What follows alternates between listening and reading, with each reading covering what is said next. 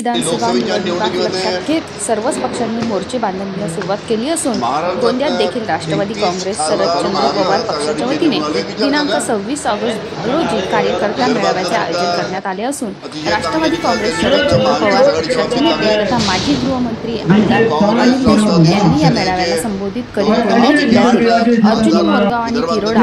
या 2 विधानसभेच्या जागांवर आपली दावा केला असून दोन्ही जागा राष्ट्रवादी काँग्रेस, शरदचंद्र पवार पक्ष लढवणार असल्याचे पक्षाचे नेते माजी नेते अनिल देशमुख यांनी सांगितले। तर या मेळाव्यात गोंदिया जिल्ह्यातून पदाधिकारी, कार्यकर्ते आणि नेते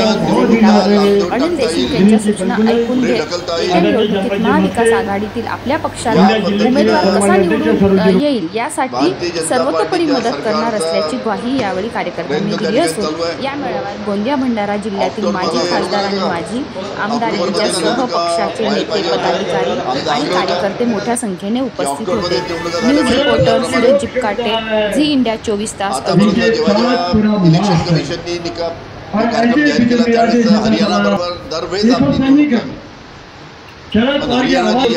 महाराष्ट्राची निवडणूक जाहीर केली नाही कारण की हे सरकार निवडणुका घ्यायला घाबरते,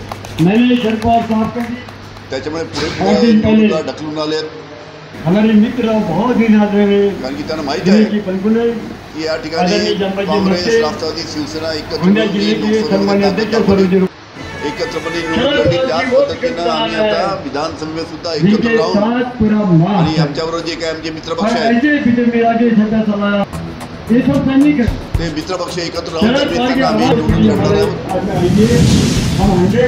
गोंदिया जिल्ह्यामध्ये आणि भंडारा जिल्ह्यामध्ये 7 मतदारसंघ आहेत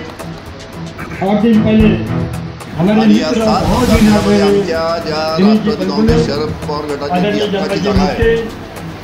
नंबर 1 तिरोडा, नंबर 2 अर्जुनी मोरगाव आणि नंबर 3 या तिन्ही ठिकाणी आमचे आमदार होते, ती हक्काची आमची जागा आहे। उद्यापासून आमच्या महाविकास आघाडीची बैठकात मुंबईला चालू होणार आहे आणि त्या बैठकीमध्ये आम्ही आग्रहाने या तिन्ही जागा ज्या आमच्या हक्काच्या आहेत त्या आम्ही सोडून घेऊया।